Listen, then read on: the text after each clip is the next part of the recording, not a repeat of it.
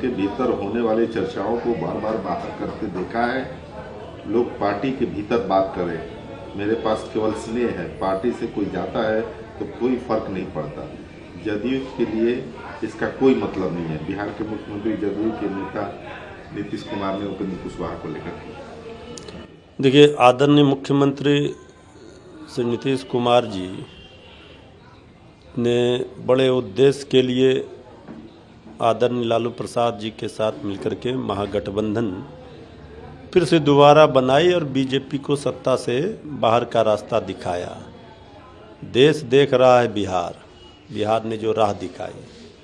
अब कुछ लोग कहीं और दिल दे बैठे हैं तो वो डील की बात कर रहे। तो आदरणीय मुख्यमंत्री जी ने स्पष्ट कर दिया सारी बातों को, और किसी के कहीं कोई जाने आने से कोई फर्क नहीं पड़ता है। ये आदरणीय लालू प्रसाद जी, आदरणीय नीतीश कुमार जी, श्री तेजस्वी यादव जी का महागठबंधन जो बना है 7 दलों का, ये बिहार तो झांकी है, अभी पूरा देश 24 में बाकी है। तो कुछ लोगों का कहीं पर निगाह है, कहीं पर निशाना, अगर फिर से खोज रहे अपना ठिकाना, इस पर हमें कुछ नहीं कहना। अगर नीतीश कुमार मुझसे जदयू छोड़ने के लिए कहते हैं तो मैं कभी नहीं करूंगा। मैंने जिम्मेदारी ली है कि इस पार्टी को बचाने के लिए लड़ूंगा।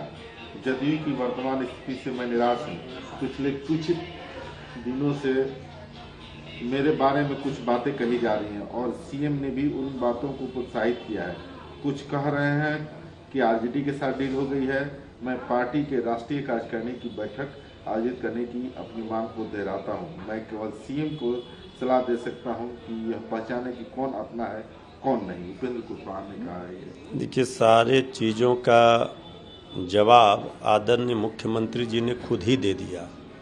ये वैसे भी जेडीयू का आंतरिक मामला है। अब जेडीयू ऐसे देख रही है, जेडीयू का नेतृत्व देख रहा है, लेकिन जिस तरह की भाषा बोली जा रही है, जो सवाल किए जा रहे हैं, उससे तो कई सवाल खड़े हो रहे हैं। तो भ्रम की स्थिति जनता में नहीं है। जनता सब समझती है और जनता समझदार है। इसलिए ये इस तरह की बात करके अभी जो किसी के इशारे पर स्क्रिप्ट कहीं और से लिखा जा रहा,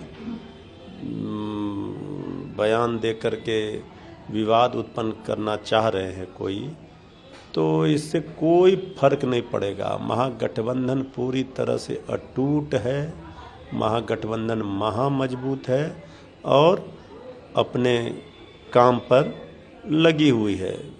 इसलिए कुछ लोगों को जहां वो दिल दे बैठे हैं, वो अपना डील कर चुके हैं। यह उनका किसका, बयान देने वालों का किनसे क्या डील हुआ, पहले यही खुलासा हो जाए जनता के सामने। तो ये सब चीज़ जेडीयू का आंतरिक मामला है, ये हम लोगों का विषय नहीं।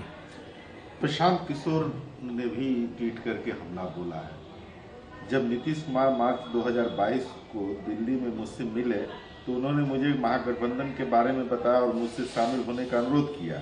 उन्हें पता था कि अगर उन्होंने बीजेपी के साथ अपना गठबंधन जारी रखा तो 2024 के चुनाव जीतने के बाद उन्हें हटा दिया जाएगा और बीजेपी अपनी पार्टी के सीएम चुनेगी। देखिए, ये तो सबको पता है कि आज जो लोग बयान दे रहे हैं, वो सारे बयानों को बिहार में जो प्रस्तुत करवाया जा रहा है कहीं और से, तो स्क्रिप्टेड है।